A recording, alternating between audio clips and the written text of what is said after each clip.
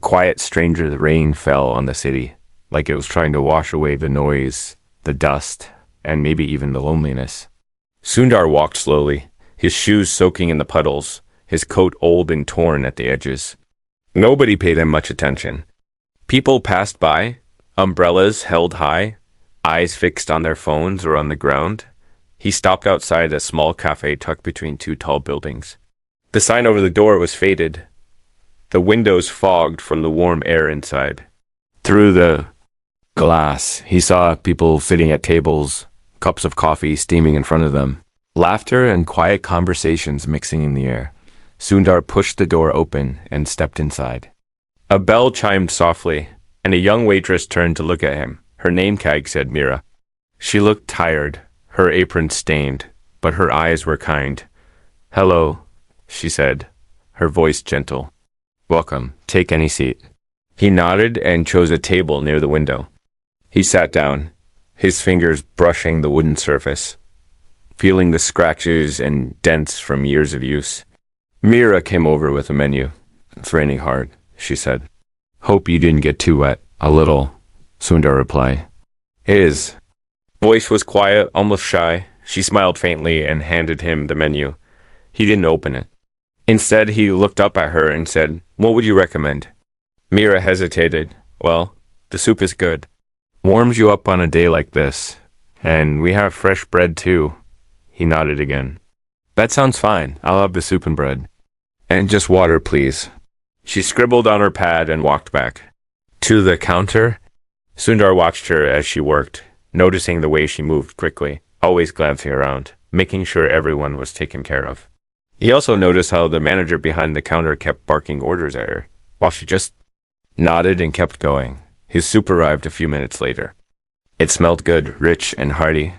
He thanked her and began to eat slowly. All the while he listened to the sounds of the cafe, spoons clinking, chairs scraping, the low hum of voices. And he saw something that made him stop mid-dash, bite. An old man entered the cafe, drenched from head to toe, shivering. He stood near the door, looking around like he wasn't sure if he was allowed to come in. Some customers glanced at him and then looked away. The manager frowned and started to say something, but Mira was already there. "Double quote, sir. Please come in," she said warmly. "Sit down. I'll bring you something hot." The man shook his head. I don't have money," he whispered. "Don't worry about that," Mira said. She led him to a table and went to the kitchen. A few moments later, she returned with another bowl of soup and some bread, setting it down in front of him with a smile. Sundar watched all this quietly. Something in his chest tightened. After a while, the cafe emptied out a bit. Sundar finished his soup and asked Mira for the bill. She brought it over, but when he reached into his pocket, he pulled out only a few coins. He looked embarrassed. "I thought I had more," he said softly. "I can't pay right now." Mira paused. For a second, Sundar thought she might scold him or call the manager. But instead, she just smiled sadly and shook her head. "It's okay," she said. "Don't worry about it. Just take care of yourself, okay?" Sundar stared at her, surprised. "You don't even know me," he said. "Doesn't matter," she replied. "We're all just trying to get through the day. Sometimes we need a little help." He nodded slowly, his mind turning over her words. He got up, thanked her quietly, and left the CFE acute outside. The rain had stopped. The streets glistened under the streetlights. Sundar walked away, but he kept thinking about Mira, her kindness, her patience, her quiet strength. He stopped.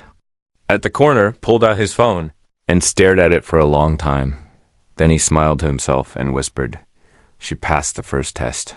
But as he put the phone back in his pocket, he didn't notice someone watching him from across the street. A shadow lingered there, eyes following him, waiting.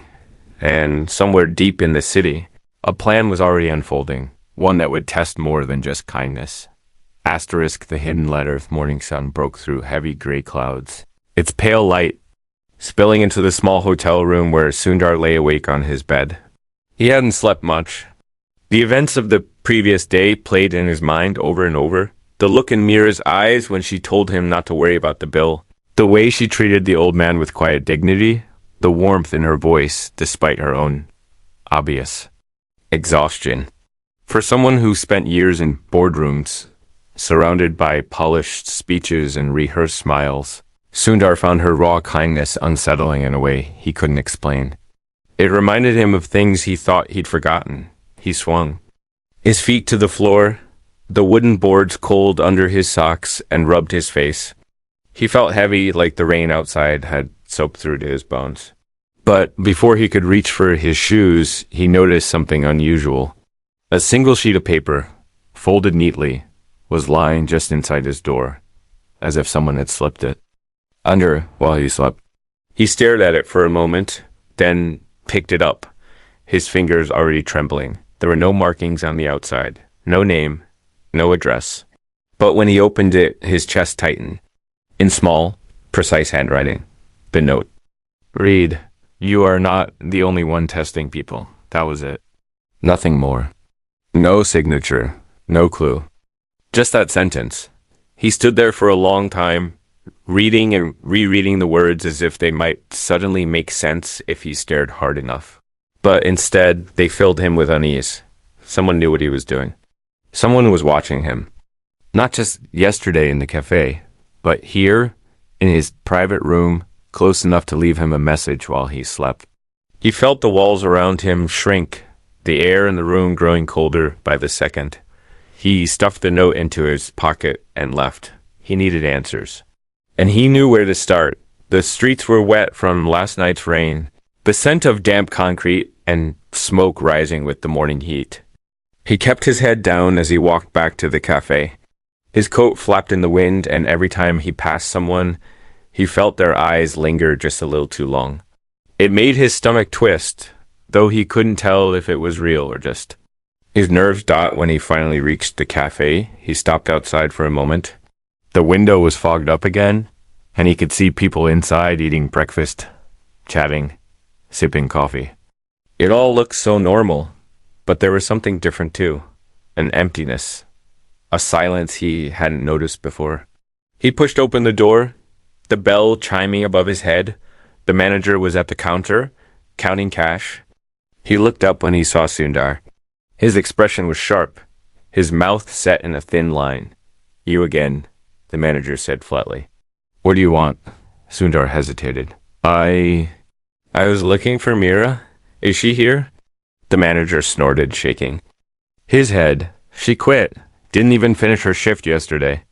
Just walked out. Left her apron and everything. No explanation. No goodbye." Sundar felt a strange ache in his chest. "Did she say anything? Anything at all?" "No," the manager said, already turning back to his cash register. "If you ask me, she was trouble. Always giving away food for free, wasting time on people who couldn't pay. Good riddance." The words stung. Sundar clenched his jaw and turned away, walking back outside into the morning air. He stood on the sidewalk, the noise of the city rushing past him. His hands dug into his pockets, and he felt the note still there, the paper slightly crumpled now. "You're not the only one testing people." The words rang louder than the traffic around him. He didn't know what to do next. But something inside him, that quiet voice that always guided him through the toughest choices, told him to keep looking. He returned to the cafe later, after the breakfast crowd had thinned out. The manager had gone to the back, and Sundar slipped inside unnoticed. He moved quickly to the corner where Mira used to keep her things. There, hanging on a small hook, was her apron. It was stained and frayed, but it still carried the faint scent of her perfume. He reached into the pocket and found a small leather-bound notebook. He glanced around before tucking it under his coat and leaving Dot back in his room. He opened the notebook. It was filled with quick notes and sketches, reminders about tables, customer orders, little thoughts scribbled in the margins. But near the back, between two blank pages, was a photograph. It showed Mira standing in front of a building Sundar didn't recognize. She looked younger, happier, her eyes bright and full of hope. On the back of the photo, written in the same small, precise handwriting as the note he found this morning. Were 3 words, "Come find me." Sundar sat back, staring at the photo. His hands shook slightly as he traced the edge of it with his thumb. Something was wrong. This wasn't just about kindness anymore. There was something deeper here, something hidden, and someone was leading him toward it. He spent the next few hours trying to identify the building in the photo. He walked through nearby streets, scanning every sign, every doorway, but nothing matched. And all the while, he couldn't shake the feeling that someone was watching him. Every reflection in a shop window, every person lingering too long at a corner, every car that seemed to slow down as it passed, it all made his skin crawl. By evening, exhausted and frustrated, he returned to his room. He sat on the bed, staring at the photo and the note, trying to put the pieces together. He thought about Mira's smile when she told him it didn't matter that he couldn't pay. He thought about the old man who shivered in the doorway until she welcomed him in. He thought about how she always looked like she was carrying some quiet pain, even as she helped others Dot. And then, as the last light of day faded, his phone buzzed on the table. He jumped, his pulse quickening, and snatched it up. The screen showed an unknown number. One single message. "If you want to see Mira again, come alone to the old railway station at midnight." His breath caught in his throat. He read the message again, then again. His heart pounded harder with every word. He looked at the clock. 10:17, 2 hours and change to decide whether to go.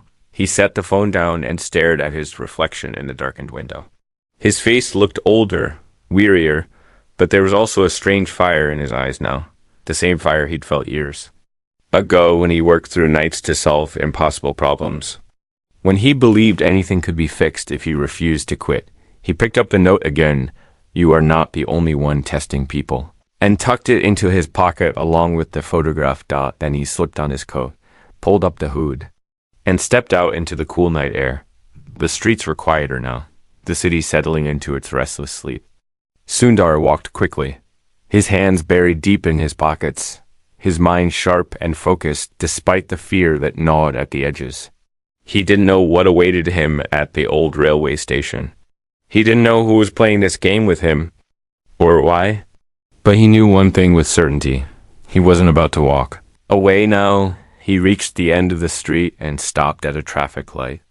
Ahead of him, in the distance, he could already see the faint outline of the railway station, its roof jagged and broken against the dark sky, its windows black and hollow, the kind of place people avoided after dark. He exhaled slowly, the cloud of his breath curling in the air before him. And then he crossed the street, heading straight toward the shadows waiting at the edge of the city. Asterisk. The midnight station, old railway station, stood at the edge of the city like a forgotten memory. Its roof sagged under the weight of years, and the wooden beams above the platform creaked softly in the wind. Weeds sprouted through cracks in the concrete, and the faded signs still bore the names of trains that hadn't run in decades. It was a place where time seemed to pause, where even the moonlight felt reluctant to shine too brightly.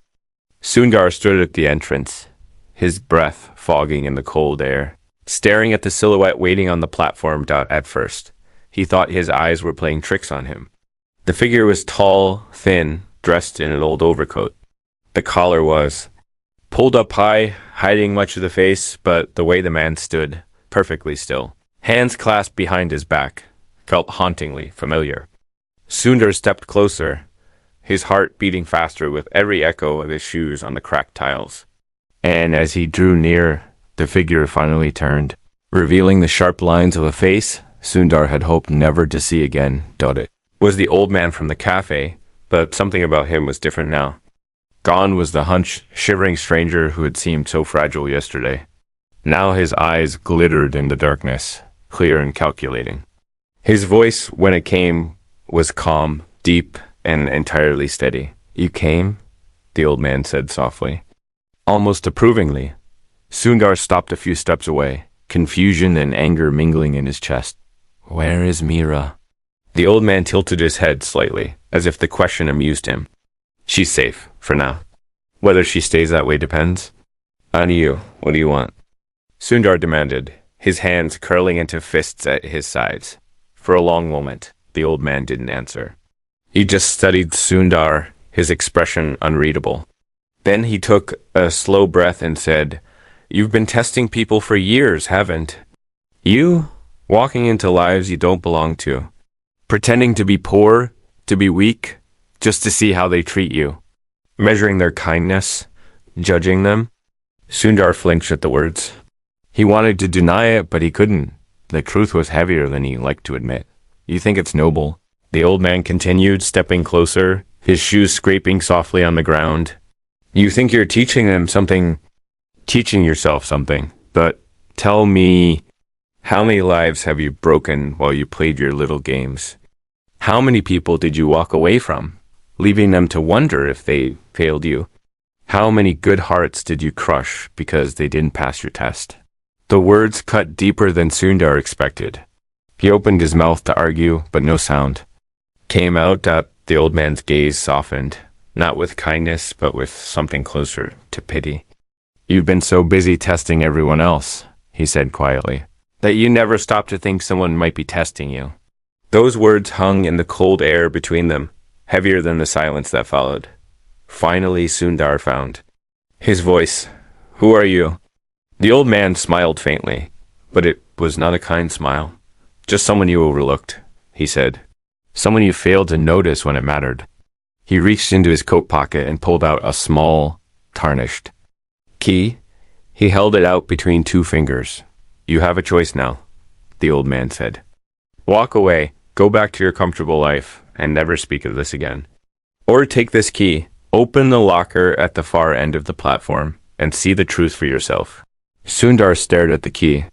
His pulse roared in his ears. "You choose the locker," the old man added, his voice dropping lower. "There's no going back. You'll see things you can't unsee. You'll feel things you've spent your whole life running from. You'll find answers, but you may not. Like them." Sundar's fingers hovered over the key, then closed around it slowly. The old man's eyes glinted in the moonlight as he let go. "Good," he murmured. "Then your test really begins." Without another word, the old man turned and walked away, his figure melting into the darkness beyond the platform until Sundar could no longer see him. The wind blew harder now, rattling loose pieces of metal and making the station groan like some great sleeping creature.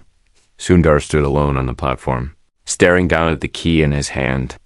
It was heavy, colder than he expected.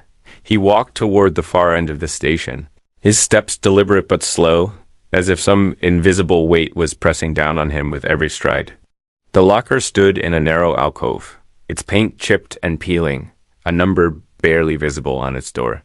Sundar inserted the key into the lock, his breath catching in his throat as he turned it. The door creaked open, revealing a small, dusty interior. At first, all he saw was a folded piece of cloth lying on top of a stack of papers. He reached inside and lifted the cloth, revealing a photograph underneath. It was a photograph of Mira. But something was wrong. In the photo. Her face was pale, her eyes wide and full of fear. And someone he didn't know who had scratched lines through her eyes with a knife, leaving dark gouges in the paper. Sundar's hands shook as he flipped the photo over. Written on the back, in the same sharp handwriting as before, 4 words: "You failed her once." Beneath the photo lay more papers, letters, receipts, printouts of emails. And the more he read, the colder he felt. They detailed everything. Every time he had pretended to be poor to test someone's kindness, every time he had walked away without a word, every time someone cried after he disappeared. And there were notes in the margins mocking him. "She believed in you. You left her behind. He begged you to help. You said nothing. You thought you were better than them all." Sundar dropped the papers and backed away, his breath coming in short, sharp bursts. His mind raced, memories flooding back of faces he had long forgotten, of moments he thought were harmless but now seemed cruel. He gripped the edge of the locker to steady himself, his knuckles white. Then he heard it, a faint sound, like someone calling his name. He froze, listening harder. The voice came again, weak, muffled, but unmistakable. Sundar. It was Nera. He spun around, eyes darting into the shadows. The sound came from somewhere beyond the locker, from a dark stairwell that descended beneath the platform. Sundar. Help me. Her voice faded into silence. Without thinking, he ran toward the stairwell, his shoes pounding against the stone steps as he descended into the darkness below. But as he reached the bottom, the stairwell opened into a vast underground room, empty except for rows of chairs and flickering lights on the walls. And in the center of the room stood a figure he hadn't expected to see again, someone from his past, someone he thought he had left behind forever, someone who now smiled at him with cold, quiet satisfaction and said, "You're right on time." Asterisk, the broken truth, underground room smelled of damp stone and old dust, the faint hum of electric lights echoing softly against the walls. Sundar stood frozen at the bottom of the stairs, his breath sharp and uneven, his eyes locked on the figure before him. For a moment, he wondered if he was dreaming, if the exhaustion and fear had finally broken him. But the smile on the figure's face was real, cold and deliberate, and it made something deep inside him turn to ice. The man stepped forward, his shoes clicking softly on the concrete. He was tall, his suit perfectly pressed despite the ruinous setting, and his eyes glittered with a kind of controlled fury. Sundar knew that face. He had seen it years ago, in a very different place. Back then, the man's name was Arun. Asterisk. "You remember me," Arun said, his voice calm, even pleasant. Sundar swallowed hard. His mind raced back to a day almost a decade ago, a day he'd tried to bury. Arun had been a promising young engineer, bright and full of ideas. But there was a problem. Money had gone missing from the company. Small sums at first, then larger, until Sundar had been forced to confront him. The evidence had been clear. At least that's what he told himself then. Sundar hadn't listened to his explanations, hadn't waited to hear his side. He fired him quickly, and walked away without looking back. "He stole from the company," Sundar said now, though his voice sounded less certain than he expected. Arun laughed softly. "Is that still what you tell yourself? That I stole?" His eyes narrowed. "You never even asked me why?" Sundar felt his stomach clench. "Why?" he asked, though the word came out more like a whisper. Arun's smile faded. "My mother was dying. The insurance didn't cover her treatments. I was desperate. I had planned to pay it back. But you didn't care, did you? You didn't even look at me." The words hit Sundar harder than he wanted to admit. He opened his mouth to respond, but Arun raised a hand to stop him. "You walked away then," Arun said quietly. "Just like you always do. Playing your little games, testing people's kindness. You think you're so noble, so righteous. But you're not. You're a coward. You don't see people. You only see data." The accusation hung in the air.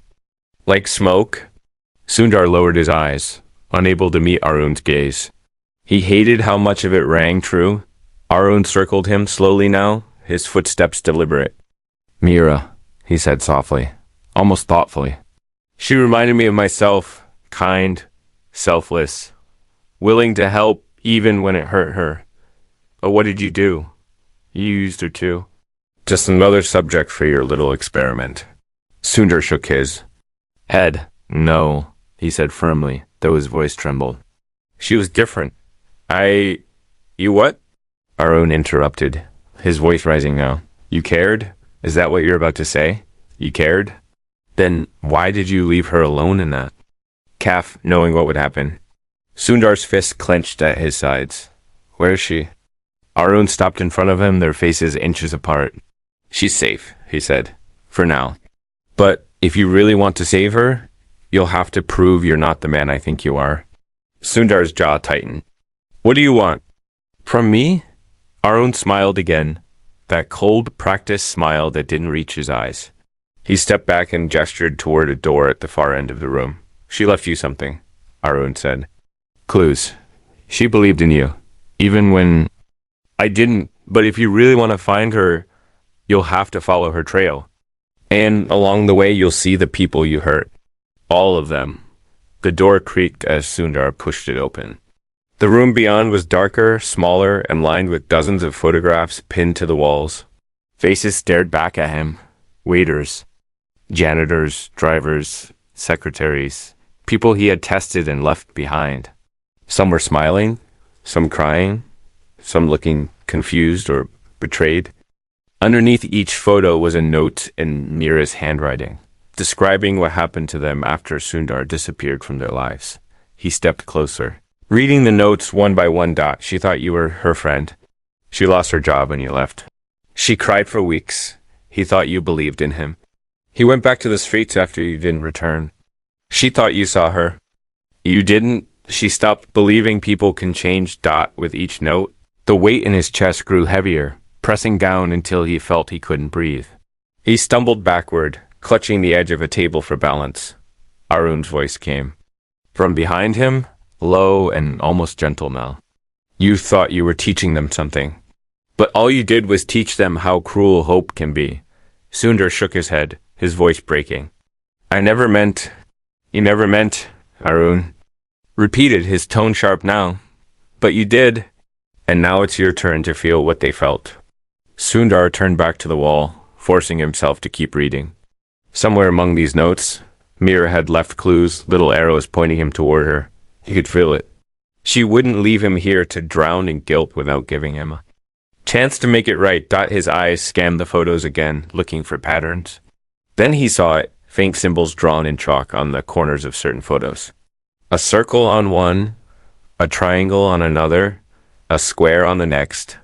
He followed them, piecing together the sequence, until they led him to a small box sitting on a shelf beneath. The final photograph. Inside the box was a folded scrap of paper.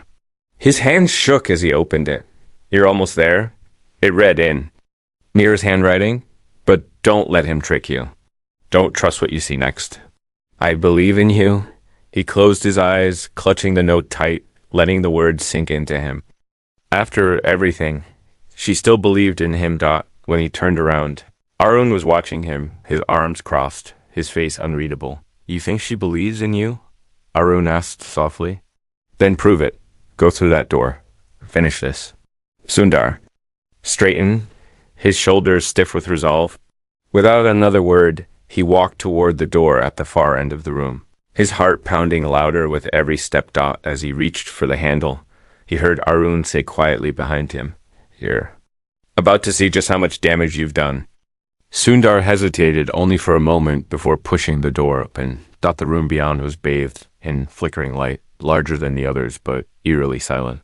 Rows of chairs lined the walls, and in the center stood a single chair, and on it, someone sat, their head bowed, their hands tied. Sundar froze in the doorway. It was Mera, or at least it looked like her, but something was wrong. Her head lifted slowly, and her eyes met his. Eyes filled not with kindness this time, but with something darker. Something he didn't understand. She opened her mouth, and her voice was cold, hollow. Why did you leave me? She asked. Asterisk, the final test. The air in the room felt heavier than anything Sundar had ever known. It pressed on his chest, thick and suffocating, as if the walls themselves were leaning in closer with every breath he took. Mera sat in the center of the room, tied to a chair, her hair hanging loose over her face. Her shoulders were slumped, her breathing shallow, but she lifted her head and looked straight at him. And for the first time since he'd met her, her eyes did not shine with kindness or quiet strength. They were hard now, almost empty, and that emptiness cut deeper than any sharp word or accusation ever could. Why did you leave me? She asked again, her voice low and flat. Sundar stepped forward slowly, his legs stiff, as though each step cost him more than he could afford. Mira, he said softly, his throat dry. I didn't mean to. I didn't know this would happen. Her head tilted to one side, her lips twitching into something that was almost a smile, but not quite. You never know, she whispered. That's the problem with you. You never know because you never stay long enough to find out. Her words hit him like stones. He stopped in his tracks, staring at her. Behind her, The dim lights buzzed and flickered, throwing strange shadows across the floor. The door shut quietly behind him, and suddenly he realized he was alone with her, and with whatever this was, with no way back. It wasn't a game, he said quietly, though the words sounded weak even to him. I wanted to understand. People. I thought if I saw how they treated strangers, I could see who they really are. I thought that mattered. Mira let out a small, bitter laugh that chilled him to the bone. And what did you see? She asked. When you looked at me, what did you see? Just another test? Another lesson? Another story for you to tell yourself about how wise and humble you are? Sundar opened his mouth, then closed it. He didn't know what to say. That was when a sound came from the corner of the room. A slow, deliberate clap. Sundar turned sharply and saw Arun step out of the shadows, his expression calm, almost smug. You're learning? Arun said softly, his voice echoing faintly in the cold room. That's good. But you're not finished yet. Sundar's eyes narrowed. What do you want from me? Arun gestured casually toward Mira. She's the final test, he said. You've been walking into people's lives for years, pretending to be powerless just to watch what they do. Now you're going to find out what it feels like to truly be powerless. To know that someone else holds the choice over your life. Hers or yours. Sundar froze. What are you talking about? Arun smiled faintly and took a small device out of his pocket. A detonator. Its red light blinking slowly. Sundar's stomach dropped as his eyes darted around the room.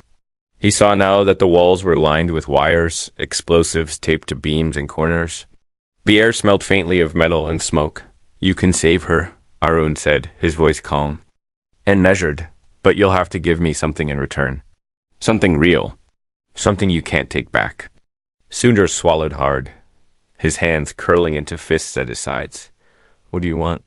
Arun's smile widened slightly. Your name, he said simply. Your reputation, your legacy. Everything you've built. Confess to crimes you didn't commit. Tell the world you're a fraud. Walk away from everything you are. Or, he glanced at Mira, you can walk away now, just like you always do. And she dies. The silence that followed was suffocating. Sundar could hear the faint ticking of the wires, the buzz of the lights, the sound of his own heart pounding in his chest. He stared at Mira, who still sat silently in the chair, her face pale, her eyes still locked on his. He thought about all the years he had spent climbing, working, fighting to prove himself. The nights he stayed awake until dawn, the sacrifices he made, the people who doubted him, the victories he earned. It had all felt worth it then, because he believed he was doing something good, something that mattered. But now he thought about the people on those photographs, about the notes written under their faces, about the tears and the broken trust he had left in his wake. And he thought about Mira, about the way she smiled when she gave soup to the old man, about the way she treated everyone like they mattered, no matter who they were. He closed his eyes and took a long, shuddering breath. Then he opened them and looked straight at Arun. Fine, he said quietly. You win? Arun raised an eyebrow. You'll do it? Yes, Sundar said. His voice was stronger now, steady. I'll sign whatever you want. Say whatever you want. Take everything. Just let her go. Arun stared at him for a long moment, then nodded slowly. Good, Arun said. Then you've finally learned what it means to see someone else. He pressed a button on the detonator, and the blinking light went dark. Mira flinched, but stayed still. Sundar rushed to her, his hands fumbling with the ropes around her wrists. They fell away easily, almost too easily, as though they were never tied properly at all. When she was free, she slumped forward, and he caught her, holding her up. Are you okay? He whispered urgently. She nodded weakly, then looked up at him, and for the first time since he entered the room, her eyes softened. You chose me, she said, her voice breaking. He swallowed hard and nodded. Of course I did, he said. I'm sorry for everything. But before he could say more, the building shuddered violently, a loud crack echoing through the room. Sundar looked up just in time to see one of the beams above give way, sending a shower of dust and splinters crashing down. "The charges!" Arun shouted. "The structure's failing?" Sundar grabbed Mira's hand and pulled her toward the door, but the floor beneath them lurched, sending them both sprawling. Another beam fell, and then another, each crashed louder than the last. Sundar threw himself over Mira, shielding her with his body as debris rained down around them. The world became a blur of dust and darkness, the sound of breaking stone and twisting metal roaring in his ears. He felt the weight of the ceiling above them give way, felt the sharp sting of pain as something struck his shoulder. But even as everything collapsed around him, even as the air grew thick and heavy and impossible to breathe, he held onto Mira's hand and whispered, "I won't let go. Not this time." And then the ceiling came down, and everything went black. Asterisk the morning light silence, for what felt like an eternity. There was nothing but silence, heavy and thick, broken only by the faint ringing in Sundar's ears and the shallow, painful rhythm of his own breath. Darkness pressed against his eyelids, gritty and suffocating. The air was full of dust and smoke, and each breath burned his throat. He was lying on his side, something sharp digging into his back. But none of that mattered because he could still feel Mira's hand in his. He tightened his grip, though his fingers were numb and weak. "Mira," he croaked, though his voice barely rose above a whisper. "Can you hear me?" For a moment, nothing. Then, faint and broken, her voice came back to him. I'm here." Relief washed through him so strongly it almost brought tears to his eyes. Slowly, painfully, he shifted his weight, trying to lift himself up enough to see her. The wreckage of the ceiling lay all around them, splintered wood, twisted metal, and broken stones, but by some miracle, the beam that fell had landed just inches from them, sparing their fragile shelter dot through the haze of dust he saw. Her face, pale, streaked with dirt, but alive. She was alive. "Don't move," he said softly, brushing a strand of hair from her face. "Help will come soon. We just have to wait." But inside, a cold dread crept through him. What if no one came? What if this was it? Time became impossible to measure in the darkness. Sometimes they spoke. Sometimes they just listened to the faint creaks and groans of the broken building settling around them. Sundar told her stories about his childhood in Chennai, about the long nights he spent teaching himself about computers when his family couldn't afford one. He told her about his first job, about the feeling of finally standing on a stage, giving his first speech to thousands. He told her everything he had never told anyone before, and Mira listened, her hand still wrapped weakly in his, her voice sometimes answering in a whisper. She told him about her mother, about how she used to dream of opening her own cafe one day, a place where nobody would ever feel unwelcome. She told him about the nights she cried alone in her tiny apartment, about the mornings she forced herself to smile anyway. At some point, he stopped speaking, and they just lay there, their breathing slow and quiet, clinging to each other. Then, faint at first, he heard voices above them, footsteps, shouts, the sound of wood being moved. He opened his eyes fully and shouted back with the last strength he had. "Down here." The noise above grew louder. Light pierced through a crack in the rubble, blinding and beautiful. Hands reached through, pulling pieces away, calling out to them. And finally, strong arms pulled Mira out, then him into the open air. The morning sun was already high, casting everything in soft gold. The street was crowded with police, paramedics, and curious onlookers. Sundar collapsed onto the ground beside Mira, gasping at the clean air. He looked up at the sky, so bright it hurt his eyes, and for the first time in what felt like years, he let himself cry. Mira turned her head to look at him, her lips curving into a faint, tired smile. "He stayed?" she whispered. He nodded. His throat too tight to speak. Later, at the hospital, he sat by her bed while doctors checked her for injuries. She slept peacefully now, her face relaxed, free from the shadows that had haunted her in that dark room. He got up, walked to the window, and stared out at the city below. The weight of everything he'd learned about himself, about the people he'd hurt, about what kindness really meant, settled over him. He knew he couldn't undo the past, but he also knew he didn't have to repeat it. The next day, after Mira was discharged, Sundar called a press conference.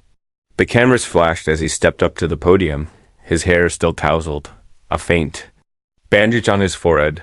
He took a deep breath and spoke into the microphone, his voice calm but steady. For years, he began, I believed I was teaching others about kindness. But I was wrong. I was testing people without truly seeing them, and I hurt more than I helped. Today, I'm here to say I'm sorry, and to say I will do better. The room was silent except for the clicks of cameras afterward. He walked out of the building into the sunlight, where Mira was waiting. She wore a simple dress, her hands clasped in front of her eyes still tired but brighter now. Together, they walked down the street to a quiet corner where a small shop stood. Its windows were clean now, the paint fresh, a new sign hanging. Over the door, Mira's EFE, a cute dot inside. The smell of coffee and fresh bread filled the air. The tables were simple but warm, and laughter already floated through the room from the first customers. Sundar stood in the doorway for a long moment, just watching as Mira moved among the tables, greeting everyone with that same soft smile. He remembered. She looked at him and nodded toward an empty seat by the window. He sat down, and she brought him a bowl of soup and bread, just like the first day. On the house, she said softly. He smiled faintly, his eyes misting over. As he took the spoon, thank you, he murmured outside. The city moved on. Cars honking, people rushing, life spinning forward. But inside the cafe, it felt like the world had slowed down just enough for them to breathe, and just as Sundar was about to take his first sip of soup, he noticed something through the window. A stranger stood across the street. Watching him, the figure wore a long coat, a faint smile on their lips. They met Sundar's gaze for just a moment, then turned and disappeared. Into the crowd, Sundar stared after them, his heart quiet but steady now. He didn't know who they were, another test, another lesson, or simply another person walking their own hard road, but he knew one thing, whatever came next. He was ready to meet it, not as a man pretending to understand, but as a man finally learning what it truly meant to see. He picked up his spoon, took a slow bite of soup, and for the first time in a long time felt at peace.